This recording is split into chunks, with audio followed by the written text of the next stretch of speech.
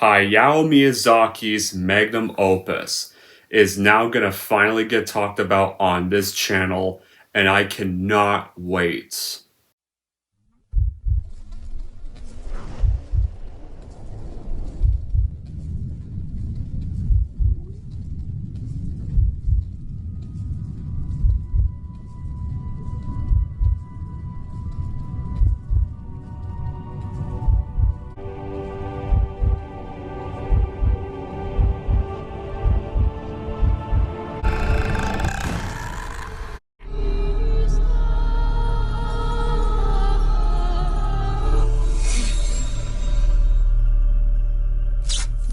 Hey everyone, it's Donji Corleone here, and I am here with a brand new epic movie review, and this is episode 13. Yeah, I know, I'm filming this before 11 and 12, but because this and another movie are over 2 hours, I decided that it's because weekends I'm more free to watch 2-hour movies.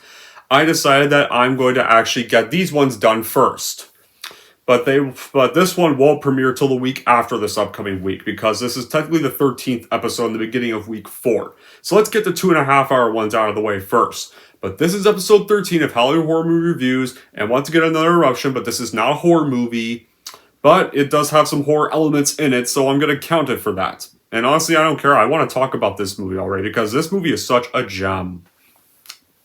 It's still also an epic movie review, and that's going to be 2002 or 2001 Spirited Away. What is considered by many to be one of the number one best anime movie ever made, and Hayao Miyazaki's magnum opus. What is the plot of Spirited Away? Well, this film focuses on the fantasy-like adventures of a 10-year-old girl named Chihiro, who discovers a secret world when she and her family get lost and venture through a hillside tunnel. When her parents undergo a mysterious transformation, Chihiro now must fend for herself, and she encounters strange spirits, assorted creatures, a grumpy sorceress who seeks to prevent her from returning to the human world. So, how was this movie made? Well, Hayao Miyazaki had wrote the screenplay after he decided the film would be based on a 10-year-old daughter of one of his friends, who's also the film's associate producer. Around the time, Hayao Miyazaki was developing 2 projects, but they got rejected. This, production of Spirited Away began in 2000 with a budget of $19 million. And of course, because former Pixar staff member and animator John Lasseter, who was a fan and friend of Hayao Miyazaki, he pretty much convinced Disney to buy the film's North American rights, and he served as the executive producer of the English-dubbed version of the movie. And Lasseter hired Kirk Wise as director, Doug Ernst as producer, and screenwriter Sidney Dahl Hewitt. They wrote the English-language dialogue to match the characters' original Japanese-language lip movements. And guys, yeah, there's an English dub, but regardless which dub they watch, it's still the same work of art. It's still the same movie. It's still the same movie Hayao Miyazaki did. So, when it came to the release, first, Spirited Away was released in Japan on July 2001. However, it would be released into North America in September 2002.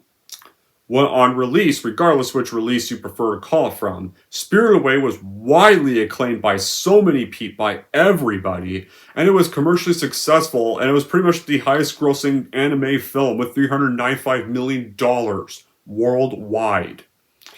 And it held that record for 19 years until Demon Slayer Mugen Train came out in 2020. And Spirited Away was like a co-recipient of the Golden Bear at the 2002 Berlin International Film Festival, and was the first Japanese anime non-English language animated film to win the Academy Award for Best Animated Feature. And the film, guess what? It's not just regarded one of the greatest animated films of all time. It's regarded now as one of the greatest movies of all time, period. And it's always constantly included on so many best of lists. And got 4th place on the 100 Greatest Films of the 21st Century by BBC. As for my reaction, guys, Spirited Away is a massive achievement in animation and in cinema. Who knew a Japan anime film would go on to be such a groundbreaker of the animation genre, and is still to this day seen as such a massive achievement in the film industry for many animation fans everywhere. And yeah, it's not necessarily a horror film, but it's got many horror elements that many people remember scaring the hell out of them when they were all infants when they first saw this movie. So it's part of the series. Like, now for my reaction to this whole movie, like, this movie is easily one of my favorite animated films of all time. This film is such a work of art, and it's one of the rare times where a movie is flawless in every way. Like, the themes maybe the themes of the story, they would not feel quite as strange to many Eastern audiences because they would fit into a degree with many Asian mythologies because it's an anime film. But this beautiful piece of wonder was really something new at the time. It's definitely a great movie and experience for many viewers when they watch this film. Like, Spirited Away is such an epic fantasy that deserves no better medium than such stunning animation work of Studio Ghibli. Like, this masterpiece has gone on to become one of the largest films in Japan, and rightly so, and you can definitely see why. From the moment our child heroine Chihiro enters the bathhouses that are barbed with overwhelming sense of detail and rich, lavish colors, like, that's something like you don't really see much in Western animation. Scenes like Chihiro running through the field of flowers, the marvelous landscapes seen from the train, or Haku and Chihiro soaring the skies above, Chihiro running across the pipe to climb the walls of the bathhouse. Those are all such groundbreaking shots of animation. And it's like some of the most beautiful animated scenes of any animation film I've really witnessed on my own TV screen. Right there. Like, the world of Spirited Away, it has so much life put into it, and you really feel like you're all a part of this world whenever anybody watches the film. They could really see themselves actually feeling like you're really in this world too. You're not just watching a film. You're actually on your own little adventure whenever you turn this film on. Right there. You're instantly hooked to this whole story. It's so unique, it's quirky, it's got so many lovable creatures going about their daily activities and tasks like the bathhouse, or dancing across the screen like leaves caught and such summer breeze. And like the inventiveness of Miyazaki's character designs is very wonderful to behold. Like, man, there, and like the viewers gets plunged headfirst into this other world of nearly 2 hours because this movie's around 25 minutes long. One cannot help but be completely and utterly captivated. Like, the story is so imaginative, the characters' animation endlessly are unique and strange. And like, there's a reason why many would often prefer anime today than a lot of Hollywood stuff today. Right here, ever since this decade, many people have really began moving on with anime. But even before so, there were quite a few that often consider this one of those. Even some who aren't big fans of anime, how often consider this one of the few films that they admit they agree was actually really good. Anyway, and you can see why almost just about the whole world loves this film. Like, there's not every one of the characters. Yeah, like even the more grumpier characters, even the grumpy characters are likable. We're like so engrossed with Chihiro's adventures inside this whole bathhouse, and the characters she comes into contact with, and she's trying to get her parents back to humans because they got turned into pigs for eating food that wasn't theirs, and trying to get back to the human world. Like the animation really gives us this real sense of cinematography, and the drawing makes the film stand out from many more other American hand-drawn animated films. Like, and the story about this fantasy world with so many exceptionally weird creatures, sure, it does need to get used to it at first, but as this film progresses, you become quickly attached to this film. It's like you don't want this film to end. And you're totally engrossed by the magical story and the overwhelming pictures. Like, you just don't want to leave this world. You really get so used to this world quick as this whole film progresses. You really, like, me as a viewer, I really wish I would be in this world. Like, I didn't want to leave this world. Right there. Now, how does this movie start off? Well, we start off with our protagonist Chihiro and our parents, and they're traveling to this new home that they're going to be moving in. Chihiro's father decides to take a shortcut, despite getting warned not to, as he always gets them lost. He stops in front of a tunnel leading to what appears to be an abandoned amusement park, but her mother insists on exploring over Chihiro's protests. So while they're exploring, they find an empty restaurant that's still stocked with food. Chihiro warns them not to eat the food, but Chihiro's dad explains that they'll immediately pay for it once the owners arrive.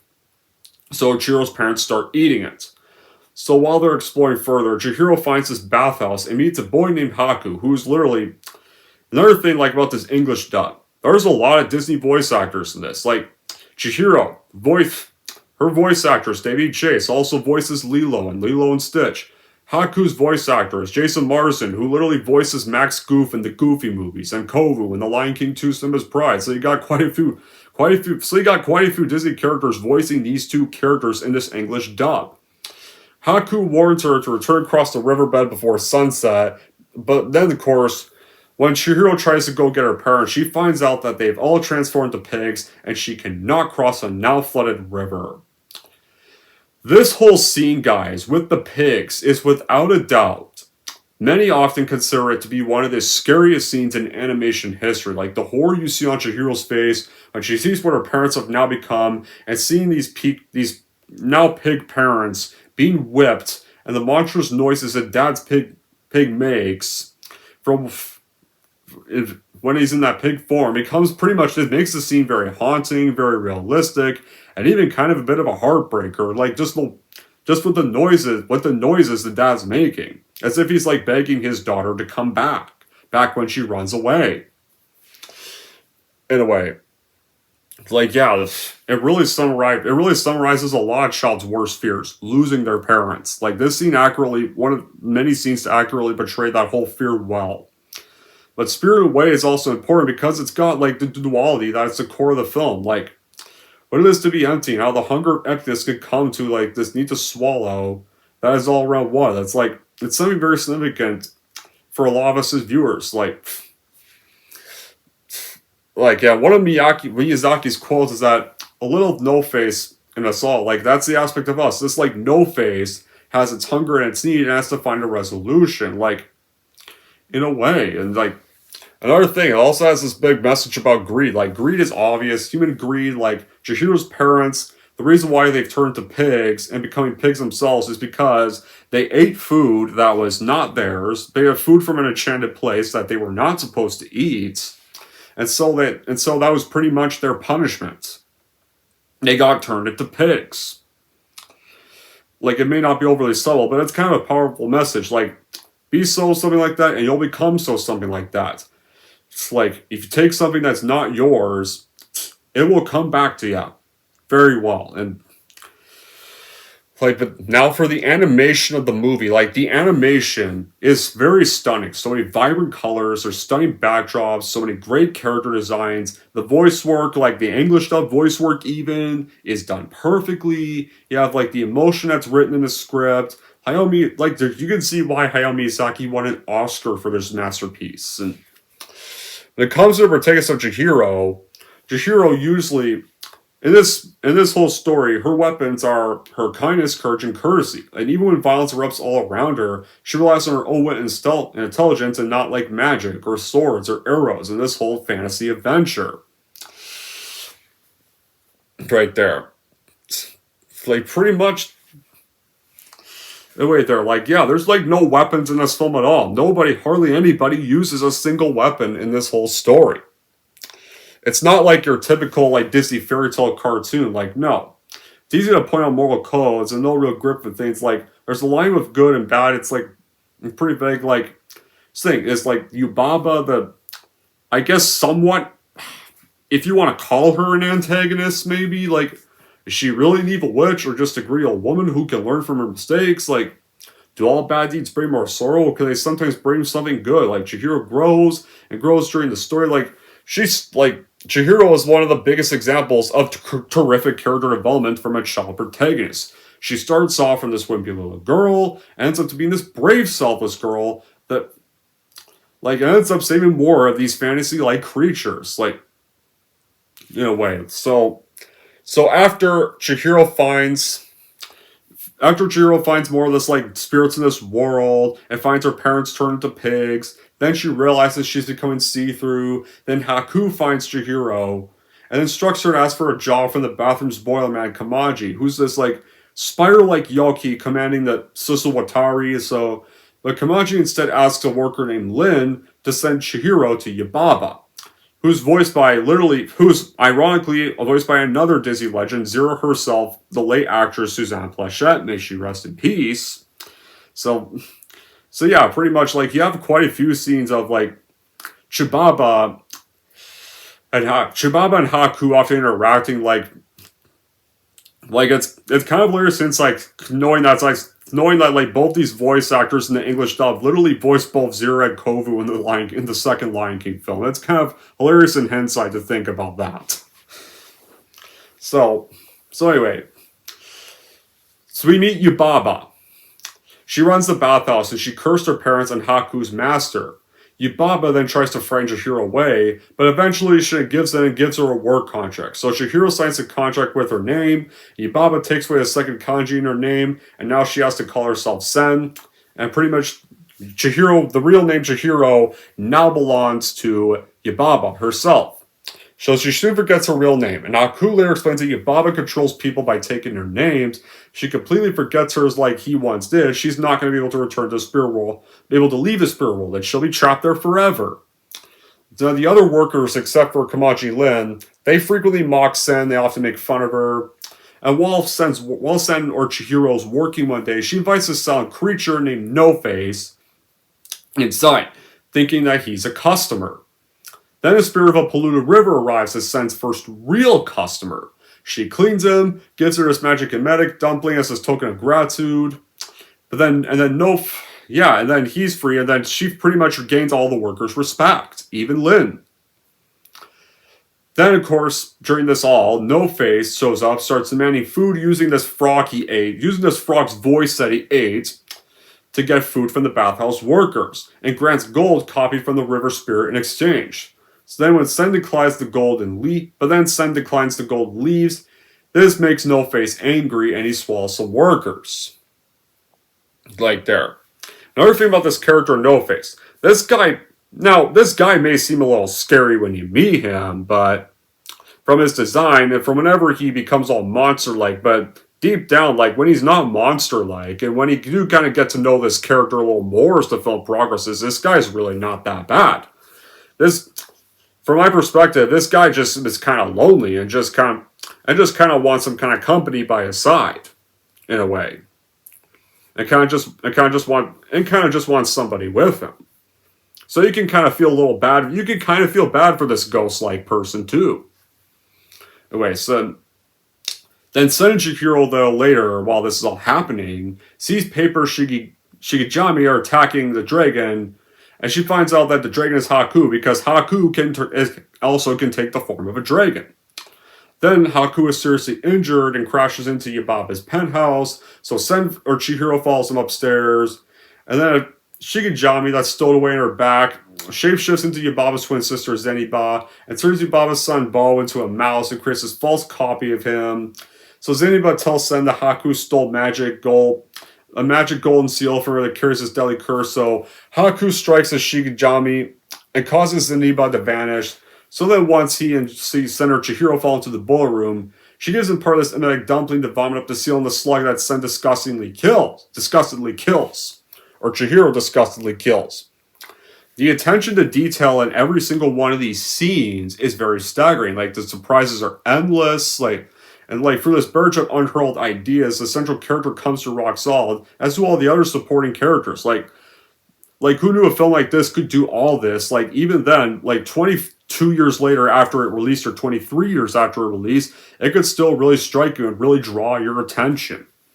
Right there. Just all the characters are perfect. I don't hate a single one of them. I liked every one of these characters. Especially in this strange storyline, that turns out to be a really beautiful storyline. When you have the other characters, like there's Kamaji, the multi-spider-like boiler room operator, or Yubaba, or I guess evil witch, who at least means well, who methods do kind of mean well if you think about it, and her massive baby child, even they're great characters.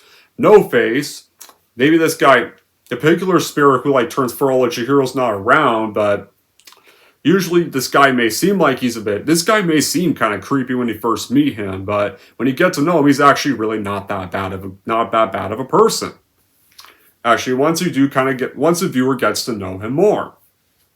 Then you have Haku, this boy spirit, our deuterologist of the film, who shares some many emotionally good chemistry with Chihiro throughout the whole film, and I really liked all their scenes together. There's scenes when he's trying to get Chihiro to eat food so that she'll stop becoming see-through and vanish, and and help regain her strength, and even often assures her is always by her side all the time, and it always even helps her out. Like, I like these two's chemistry on screen together. Their scenes were so well written. They were not corny. They were not over cliched. Like, no, like their scenes on screen together were so perfectly well written. And Hayao Miyazaki, who's directed such great animated films in animation history under the banner of Studio Ghibli, like, from this point of view, like, Spirited Away is apparently for people that were once 10 years old, and the people that are about to be 10 years old. Like, this guy knew how children would see things in their own eyes, and often, which he'd often used to face during his childhood times. Like, yeah, like, and also Miyake, like, uses this tagline as this essential plot device to show the innocence, like, the bizarre, the horror, and the revelation that the main protagonist sees, feels, and experiences throughout her whole journey.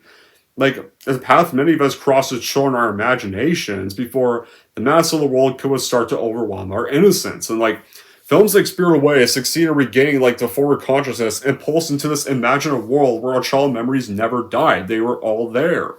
And they're, like, hidden inside our hearts, and Miyagi is, like, able to reshape them and everything the movie has to offer right there. So it does well in making you really feel like you are it, that you're actually in the film. You're not just watching a film. You actually feel like you're a part of this world, and you kind of feel like you're with our protagonist on her journey. Even as they're all hand drawn, like, the characters' expressions and body postures are very well done, and they really feel like, and they do feel like real people. Anyway, the same applies to these, like, background settings, like the painted with Studio Ghibli's most talented artists, and like when you, like, yeah, like, it feels like, and also not only that, it even does kind of feel like you're watching some of the more Disney Golden Age films. Like the ones from Snow White, or the ones from Pinocchio, or like that old era. It feels like you're watching that era, in a way, like in anime style. And like, this film, not just would it be easily able to thrill kids, it still even thrills many adults too. It's full of animation, to the point where it barely even tries to contain itself right there. Like, this, like, guys, for many people that say animation is only for kids, no, it's not. This movie is proof that animation is not just some kiddie-like thing. Animation can be for everybody. Like, this film is so proof of that. Right there. Animation's a work of art. So, meanwhile, as we get back to our journey, like, Senator Chihiro, meanwhile, during the later bits of her journey, she goes off to return the seal and apologize to Zeniba. Then she confronts an engorged No-Face. It feeds him the rest of the dumpling to regurgitate the workers out, to puke out the workers. No-Face then goes with Sen out of the bathhouse, and Lin helps them leave. So Chihiro, No-Face, or Sen No-Face, and Mon, they go to see Zeniba with train tickets gifted by Kamaji. So Yubaba nearly orders Sen's parents' slaughtering, but Haku then reveals Bo is missing and offers to retrieve him because Yubaba releases Sen and her parents. Yubaba complies, but only if Senator Chihiro can pass one final test, so that she'll be able to leave. Right there. So, Senator aka Chihiro meets with Zeniba, who pretty much is pretending to be this nicer version of herself during this whole test. Senator Chihiro makes her a magic hairband and reveals that Yubaba used to select to control Haku. And so, Haku uses his dragon form and flies Sen and Bo back, and No-Face decides to stay with Zeniba. So, with Zeniba, who yeah, it's kind of almost the same like look as Yubaba, and you get the point. No. But yeah, like, this is also a very beautiful moment. Like, this is kind of a test, but you really feel emotionally connected to this whole bit. From like when Sen says goodbye to Zeniba, and Zeniba has asked No-Face to stay with her, and like No-Face is delighted to stay with her. Or when she hugs Haku in dragon form, and they part these ways with these two. Like, this, like, you already feel emotionally connected to this whole scene, and then right there. And then mid-flight, though, Senator Chihiro recalls falling into the Kogaku River years earlier, being washed safely ashore. And that correctly guesses Haku's real identity as the spirit of the Kogaku River. Like the story follows like the template of many children's stories, where our protagonist would learn resourcefulness in a crisis and mature into a better person. Like Chihiro's plight is familiar to those that like for those who are familiar with like the stories of Alice in Wonderland or the Wizard of Oz or the Never-Ending Story, even like the sorceress Yubaba bears a resemblance to the witch baby Baba Yaga that often gets referenced, which does get referenced in the John Wick films even. But like Spirited Away is still told in true Miyazaki style, and it folds like this carpet ride through for such a generous imagination that Hayao Miyazaki is showing all of us. Like right there, like every single scene goes along with magic, and it's such a string of these like moments. Like it's got the perfect wonder of all those great little children's stories. Right there. It's not just remaking one of those stories. Like it's writing a new fairy like tale kind of story, in a way. Like sometimes it's very difficult, and this movie does it really well. Everything in this movie for like a particular vivid and startlingly colorful dream. And the score of this movie, like the score is very beautiful. Like it takes you away from the real world. It takes you like you're back to your childhood. Into such a delight. And so many delightful bits of your dreams, and some disturbing bits of your dreams even. Like yeah. Now, we get on to the finale. So, when Haku or Senator Chihiro, they arrive at the bathhouse, Yubaba, now usual Yubaba self, tests Sen to identify her parents and want a group of pigs to leave. After she answers correctly that none of the pigs are her parents, her contract disappears and she's given back her real name, Chihiro. Haku then takes her to the now dry riverbed and vows to meet her again as they kind of part ways. And here. Then Chihiro crosses the riverbed to her restored parents, and they don't have any memory of what happened, so they just leave and they head off to their new home. And Chihiro looks back at the tunnel with her hairband from Zeniba still intact. And that's right there is how this whole beautiful 225 minutes of being on this journey with Chihiro or Haku and this whole entire world comes to an end. Our journey in that world ends, and it's time to get back to this world. And get back to the real world. We had our fun in that real world, but it's time for us to go home. Right there. It's kind of like those things we always did when we were kids. Go to this imaginary world. And then by the time we were tired, we'd all have to go back home and just go back to our normal, then still come back here on more spare times. When we ever had the time. Right there. Before we all had to sadly grow up. Like this ending can apply many ways. Like Chihiro restores her parents to human form. They go back to the human world, but sadly, it's hinted she's going to lose all her memories of that world. The English dub, though, like it could give you another guess. Maybe Chihiro does keep her memories from the whole ordeal. Like when her father remarks that like they're going to be starting a new life in their new home and going to the new school, might spook her. Chihiro doesn't mind it now. She thinks she can handle it. Like, she went through such great character development. Like, she started off as a bit whiny when he first met her, but as this whole story started, like, she really grew better as a character. Right there. Like, but in either case, like, it sadly can also be implied that Chihiro's not going to see Haku again, or any of the other friends she made during her trials, before she ends up having to move on.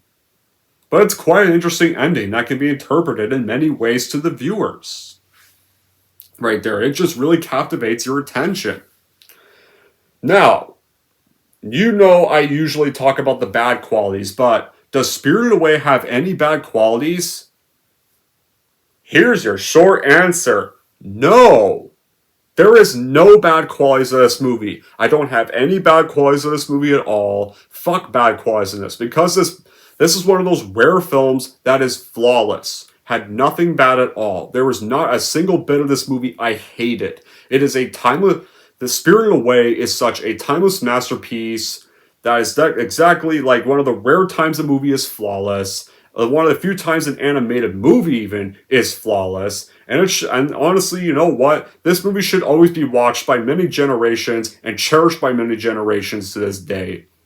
Right there. So if you have not even seen this review, like, Honestly, maybe I should have warned you to click off this review and go watch the movie right away. Or maybe if you did watch the review anyway, just click it off now and go watch it right now. It's on Netflix. Right there. Even and if you don't like if you prefer English dubs, English dub is on Netflix. You still have the Japanese subtitles. Right there. I think you even have the option to turn on the Japanese dub through audio for the audio section. Just do that, or you can just leave the English audio. Either version. Like, just go watch the movie on Netflix. It's on Netflix. If you have a Netflix account, go watch it right now. You'll find it. Just search it and you'll see it there. I would love to talk about this more, but it's 30 minutes now, so let's end it. So in the end, guys, Spirited Away, it is so worth buying for your entire collection. And if you are into this fantasy-like film that really makes you feel like you are there, really makes you think of this whole world, really makes you not want to leave this world.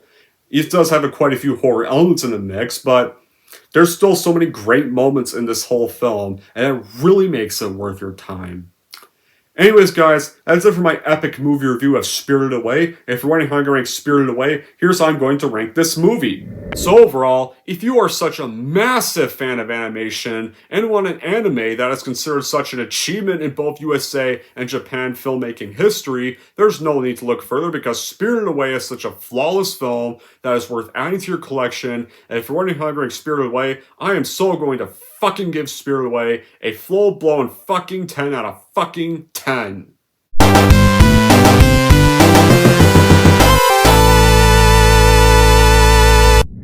I loved getting to do that. Yeah, that was awesome. Now you're wondering, what's going to be the next episode?